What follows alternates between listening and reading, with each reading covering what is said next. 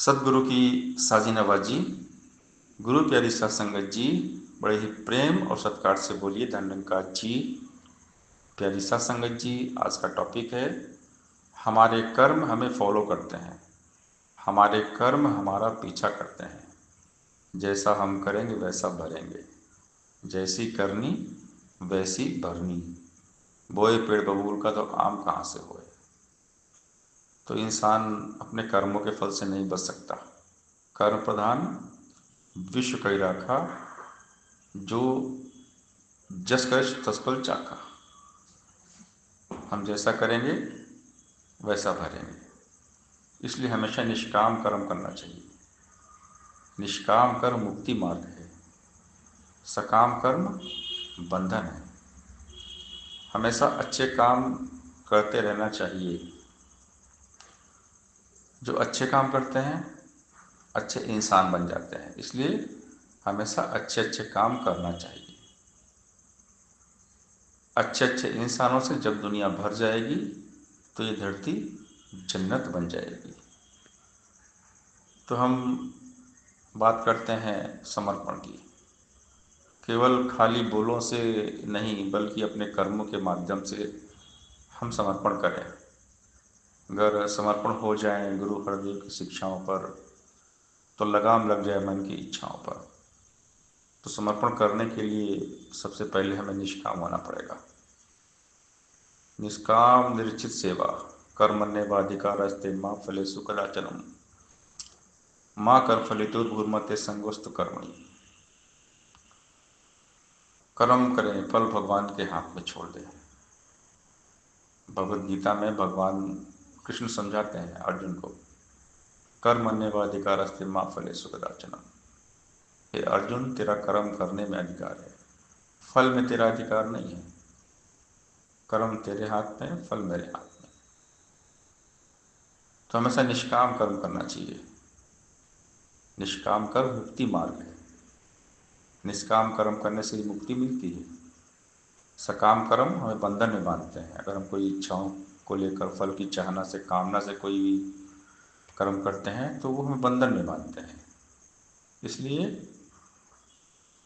हमें समझाया जाता है अच्छे कर्म करो, नेक कर्म करो, निष्काम कर्म करो।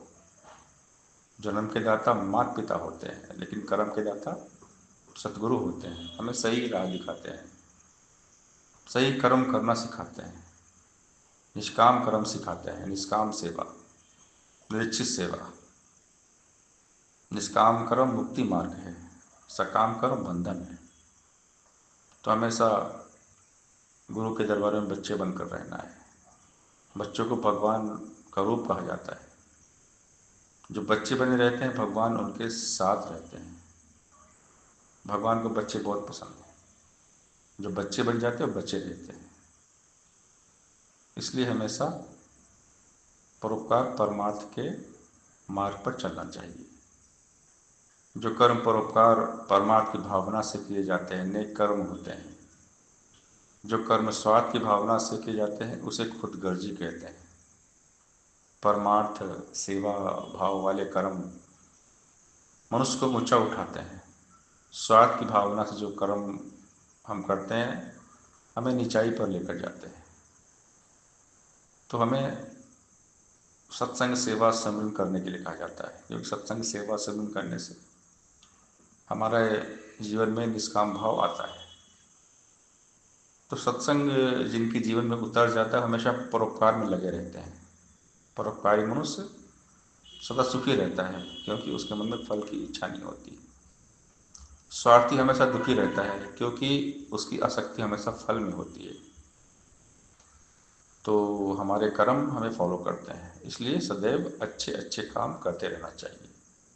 जीवन सुखमय हो जाएगा। नेकी करते रहना हरदम अपनी आदत बन जाए। मन हरदम सबका ही सोचे, ऐसी चाहत बन जाए। सपने में भी कभी किसी की हमसे नहीं बुराई हो। रोम रोम में बसी हमारे बस केवल अच्छाई हो। सदा सभी का हित ही सोचे, हित करते भी रहना है। कुल सृष्टि में सुख की धारा बनकर हमने बहना है। नेकी करके डाल कुएं में ये किस्सा मशहूर है।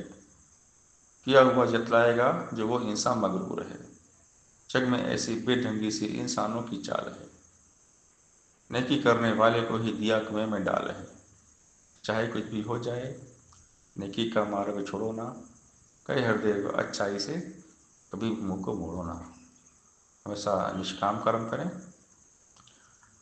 निष्काम कर्म मुक्ति मार्ग है। सत्संगत जी, प्यार से बोलिए धन्यवाद जी।